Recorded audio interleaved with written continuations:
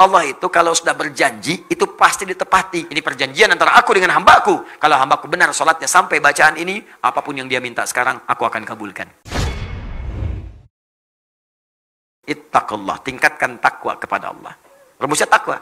Takwa itu disebutkan 115 kali dalam Al-Quran. Maka setiap menyebutkan kalimat takwa, di situ ada amalan. Keluarkan amalannya. Tempuh amalan itu dengan niat untuk mendapatkan jawaban dari ikhtiar yang sedang dikerjakan. Apa contoh dari takwa itu? Salat. Karena kalimat takwa pertama dalam Al-Quran, bagi orang beriman, disandingkan dengan salat. Dan mana dalilnya Ustaz? Quran surah kedua Al-Baqarah, ayat kedua sampai ketiga. Dzalikal kitabu la raiba fihi hudan lil muttaqin. Siapa orang takwa muttaqin itu? Ayat 3-nya. Alladzina yu'minuna bil ghaib wa yuqimunas shalah. Yaitu orang yang telah beriman kepada Allah walaupun tak nampak dalam pandangannya, maka dia memaksimalkan salat dengan membuktikan keimanannya kepada Allah. Buktikan iman dengan salat. Minta dalam salat, bangun, tunaikan salat. Dan lewati seperti orang biasa. Orang biasa cuma 5 waktu, Anda tambah dengan sunnah. Bangun tahajud, bikin mihrab, salat di situ, minta, mohon kepada Allah dalam salat Anda. Ini pernah dicontohkan langsung, bahkan ada dalilnya. Kisah Nabi Zakaria di Quran surah ketiga Ali Imran ayat 38 sampai 39. Bangkit salat di mihrab. Begitu salat berdiri minta kepada Allah, dalam berdirinya mohon. Ya hunalika da'a Zakaria rabba, di mihrab itu saat sedang salat Nabi Zakaria bermohon kepada Allah Rabbnya. Ya ingat ya, salat itu hal yang sangat penting untuk bermohon. Karena itu secara fikih salat disebut doa. As-salatu hiya doa. Salat itu doa. Jadi kalau sedang sholat, minta. Ada 4 posisi yang paling strategis. 4, 1 berdiri, 2 saat ruku', 3 saat sujud, 4 sesaat sebelum salam. Strategis untuk memohon kepada Allah, minta. Makanya dulu semua nabi, orang soleh itu kalau punya hajat, sholat. Minta. Sholat. Dalam sholat kita tuh 5 kali, minta. Hajat kita apa? Minta. Ya, kalau ada yang mendesak, misalnya datang ke masjid, tahiyatul masjid, minta sholat. Lihat waktunya, kalau duha, dalam sholat duha minta. Syuruk minta, syuruk. Malam tahajud minta. Semua nabi sholat. Kalau nggak percaya, lihat di Quran. Quran surah ke-20 ayat ke-14. Nabi Musa sholat.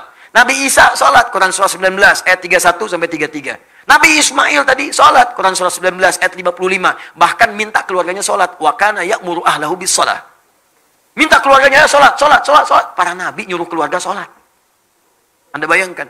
Nabi Muhammad minta. Bukan cuma anaknya, Fatimah misalnya, tapi juga suaminya, menantunya. Ali bangun, minta, sholat, minta.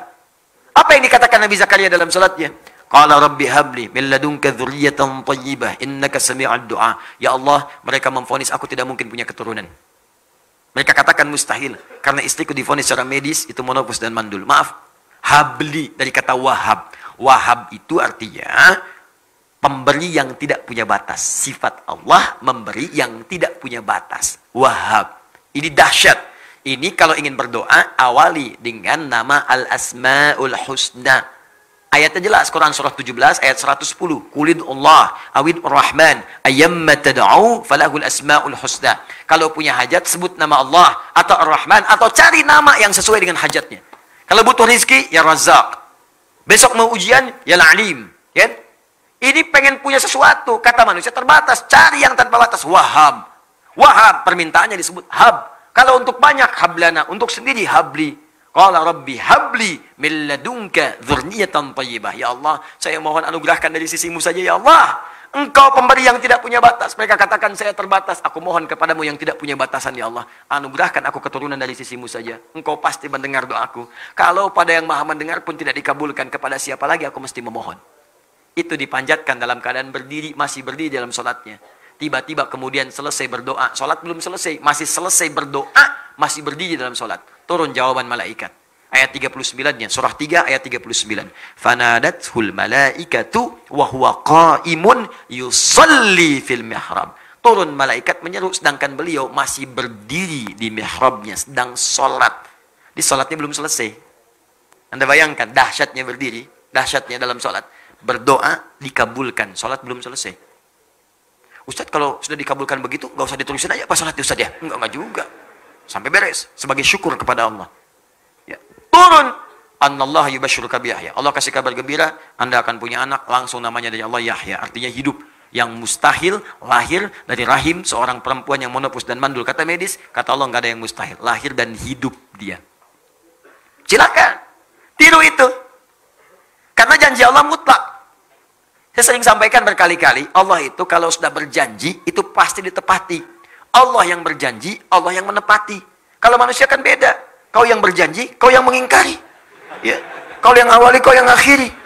Allah beda. Dia yang awal, dia yang akhir. Dia berjanji, dia menepati. Innallaha la yukhliful mi'ad. Allah tidak mungkin kemudian mengingkari janjinya. Pasti ditepati. Ya, jelas sampai di sini? Kapan itu terjadi? Cari situasinya sampai dengan Anda membaca kalimat iyyaka na'budu wa iyyaka nasta'in.